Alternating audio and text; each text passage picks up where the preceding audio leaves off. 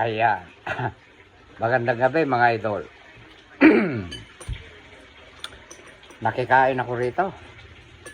Kila friend Telma Abisamis Bugkat. Bakisuporta po siya. Meron din po siyang Facebook mga idol. Eksakto lang ang kwan ko. Blood pressure ko. 120/80. Ayan. Kaya pwedeng kumain ng taba. O. Pansinin nyo. Ayan o, taba.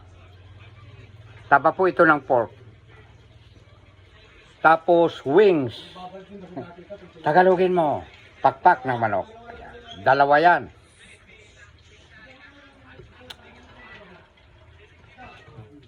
Kain po tayo.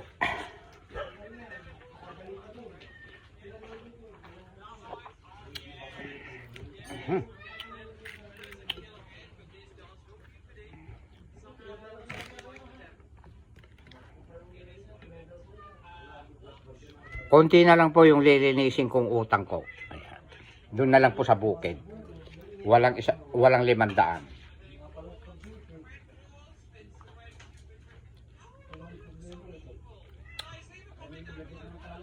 Ito mga idol ay kukwento ko sa inyo kung bakit lumaki ang utang ko kay Kapitan Norman Tacpianan. Ganito yan. Pakinggan yung mabuti. Yung mga kinukuha ko na 20-25 kilos na itinutulong ko, doon ko kinukuha kay Kapitan. Hindi ko pinakita yon. Doon sa bukid, pinabigay ko sa mga pinsang ko ron. Pagkatapos yung 25 kilos uli, nung nag-birthday yung bayaw ko na Muslim. Siguro napanood nyo, ginawa kong content yung nakakarga sa motor ko na single.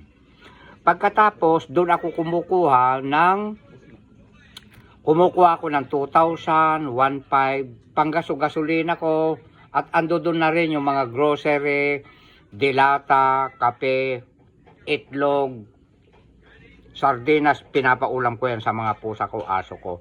Pag kumukuha ako doon ng pera, nakakabili ako ng pagkain ng pusa, cat food, panggasolina ko. Ayan. At saka yung mga ibinibili ko ng mga gulay na wala akong tanim. Kaya naipon po na 21K mahigit. Kinontrol ko pa nga dahil nahiya na ako. Malaki po yung grocery po ni Kapitan. Hayaan nyo, bukas ipapakita ko napakarami niyang bigas. Ano ba ang tawag doon? Buy and sell ba yun? Ano? Ha? Wholesale. Wholesale. Oh. Napakaraming bigas niya hanggang doon sa loob.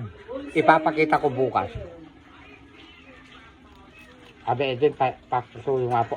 Pahingi nga ng bagoong. Ayan. Sa platito na lang pala. Bibigyan kita pang gasolina mo. Ganun po kabait si Direk.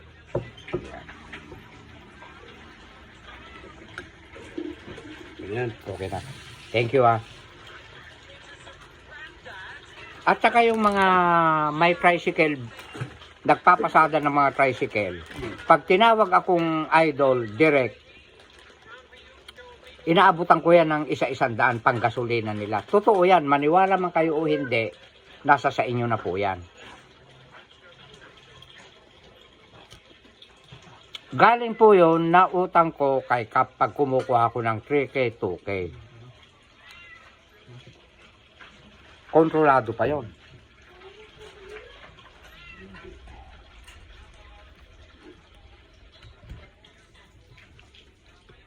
May nagsasabi, ngayon lang daw ako nakahawak ng perang ganun. Alam nyo mga idol, nangontrata ako sa Plus Builders, Bahayang Pag-asa, Molino, Bacoor, Cavite. Ang cheque ko umaabot ng 75,000. Year 90s yun gano'ng kalaki yun. Ipinapalit namin sa Paris Bank sa bangko. Sanay po akong humawak ng malalaking pera. Naging kontraktor ako sa Plus Builders, Bahayang Pag-asa. Kwan lang yun, labor contract. Kay Mr. Bondok.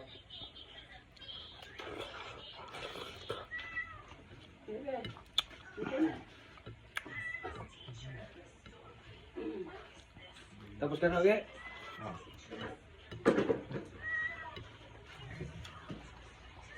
Nagbayad ako sa lote ko, hinulugan ko. Tingnan nyo yung live ko doon sa Duro Fernandez. Nagbabayad kami doon, kasama ko si Joyce. Doon ako nag-live sa Duro Fernandez. 25K yung binayaran ko ron. Plus 21K mahigit kay Kapitan. Tapos yung motor, 2 buwan, 7K mahigit. Pinadalan ko yung anak ko, si Maika, 3K. Pinadalan ko yung apo ko, si RJ Fernandez, 3K. Ayan. Pag nakuha ko yung ibang sweldo ko pa, mayroon pang akong hinihintay na darating. Bibigyan ko pa yung mga ibang apo ko sa Surigao.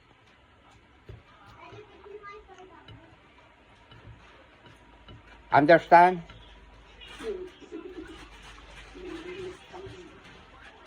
Pero nagtira ako ng gagastusin ko naman pagpunta sa Baguio.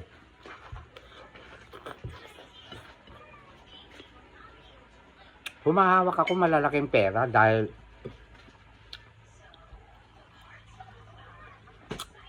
naging kontraktor tayo nung araw.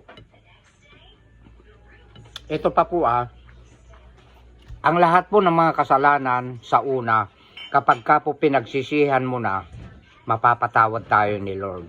Huwag lang uulit-ulitin. Kapag ka alam mong kasalanan at uulit-ulitin mo pa, hindi ka na niya mapapatawad ni Lord. Choice mo na yun di ba? Kumakain pa rin.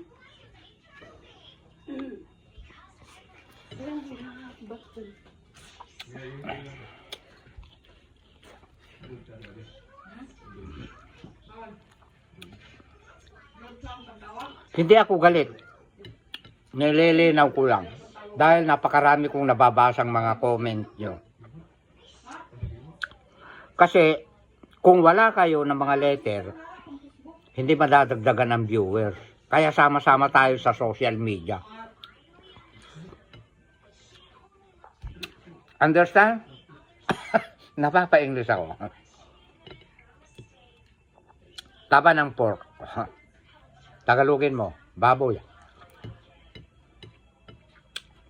Ikaw naman kasi Derek, ini-English mo na nga, itatagalog mo pa, kaya sorry po.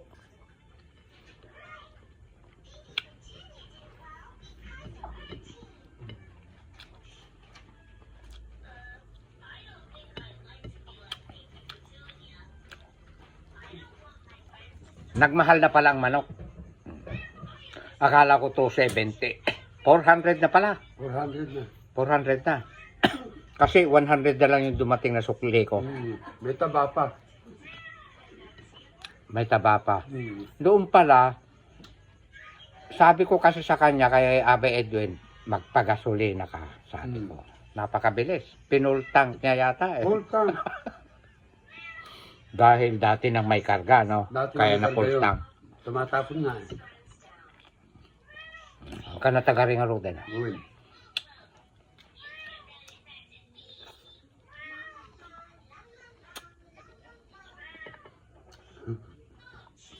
Alam niyo si Direk, mahal ko kayo ng mga letter. Alam niyo kung bakit? Walang pinag-uusapan kung wala kayo. Hindi ba? Hindi maganda ang pinikula kung walang kontrabida. Sama-sama tayo sa social media. Bawal magtanim ng sama ng loob sa kapwa. Kunwari minsan naggagalit-galitan lang ako, pero hindi talaga na nananatili ang galit ko sa inyo. Loves ko kaya ako kayo, di ba? Oh.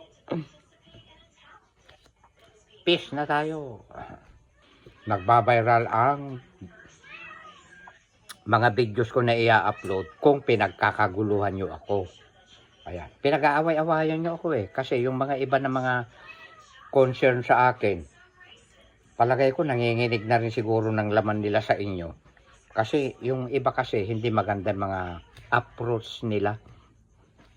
Kaya nagagalit yung mga followers ko yung nagtatanggol sa akin. Sinasabihan ko rin sila na sinay-sinay lang ang pag-reply sa mga letter kasi iisa tayo dito sa mundo ni Boss M. Sama-sama tayo dito sa social media. 'Di ba? Abangan nyo. Kakain ako sa restaurant ng mga Chowking, Japanese foods, Chinese foods. Yung bang may chopstick, marunong tayo mag-chopstick.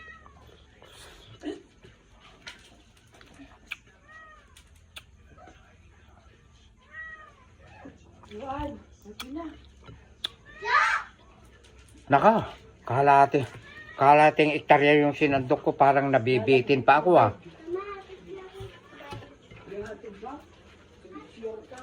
Parang gusto ko pang umorder. Mo ka rin.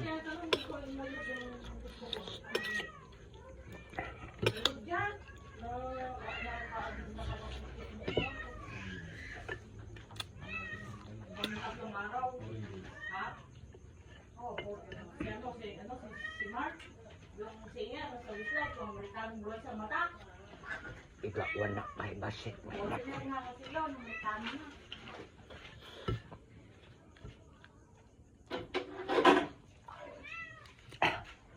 Nakakatakot pagka ako ang naunang kumain. Mauubusan yung iba.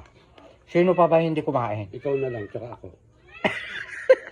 Parang sinabi mong hati na tayo. Kaya nga, maraming kanin. Ikaw na lang, saka ako.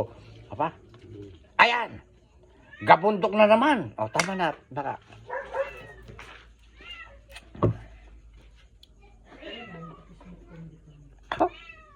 Napakasarap ng kamatis. Panoorin nyo yung na i-upload na yata sa Duro Fernandez. Bumili ako sa bata isang timbang kamatis, 10 piso lang. Pinagpapahingi ko.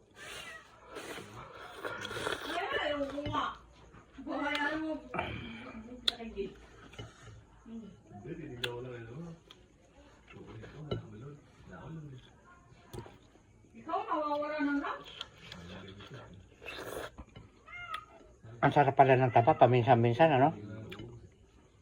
Binili ko nga para tayo.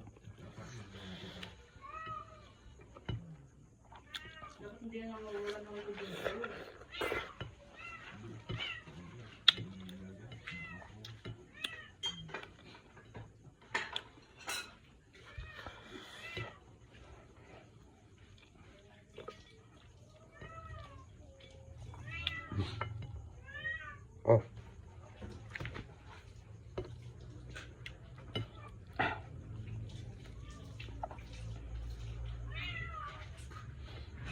Wala pa siya, ano yan? Wala pa siya. Mabait si Kapitan magpautang sa akin. Noong nga hindi ako nakasahod ng January, Kap, pasensya ka muna, hindi pa ako nakasahod. Okay lang, sabi niya. Mabait silang mag-asawa. Doon ako kumukuha ng kape, tilata, pera, bigas.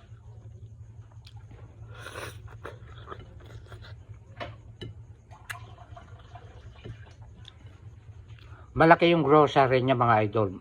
Maraming bigas sa loob.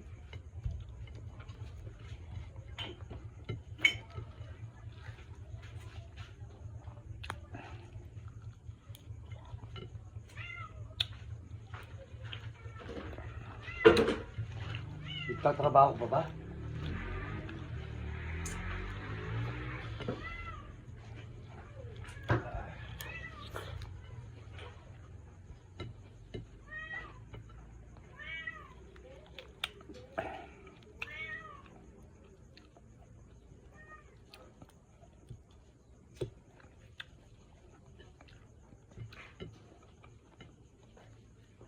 Bukas baka magdidinengding ako. Bunga ng malunggay, kakamatisan ko. Tapos, pag makahanap ako ng tinapa na yung galunggong, yun isasahog ko.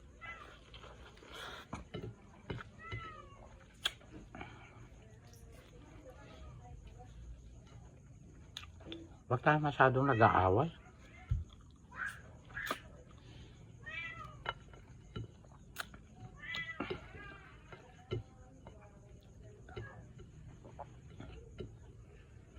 Ako hindi ako nagtatanim ng sama ng loob. Normal lang yung minsan pumipitik-pitik din ako na sumasagot-sagot sa inyo, yung hindi maganda.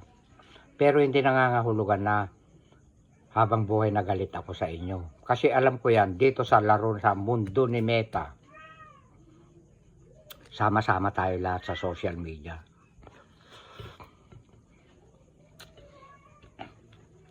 Yung iba dinidibdib.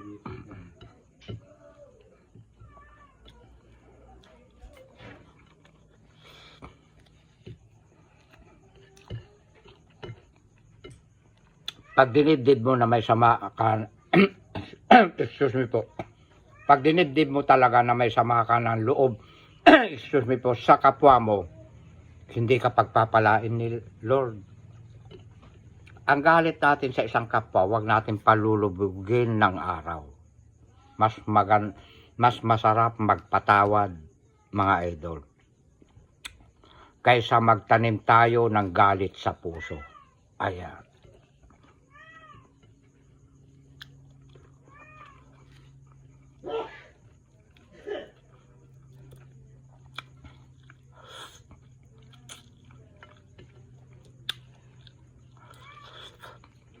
Kinantaman ako ni Abay Edwin, sabi na. Dito ka na kumain, Abay.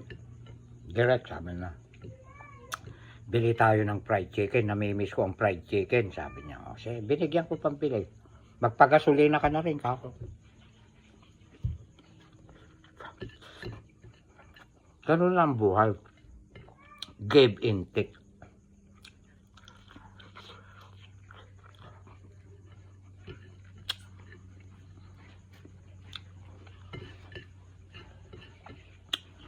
Abangan nyo ang punta ko sa Baguio. Magkikita kami ni Martinez Los Lorena Mercado. Kumindat ka, direct. Ay, sa kabila ba?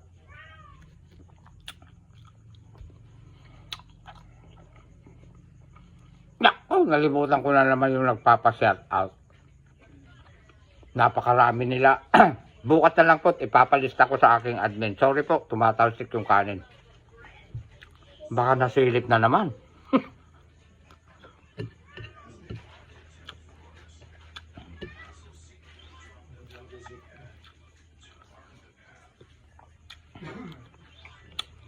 Ang sarap ng fried chicken, isaw-saw sa kwan. Bagoong na may kalamansi.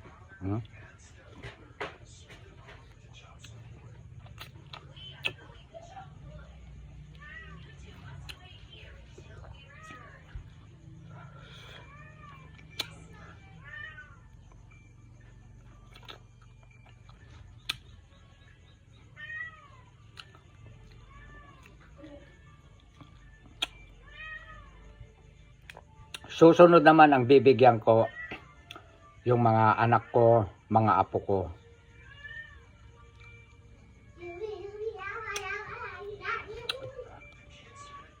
At maraming salamat sa inyong lahat. Dito po nagtatapos ang mukbang ni Derek.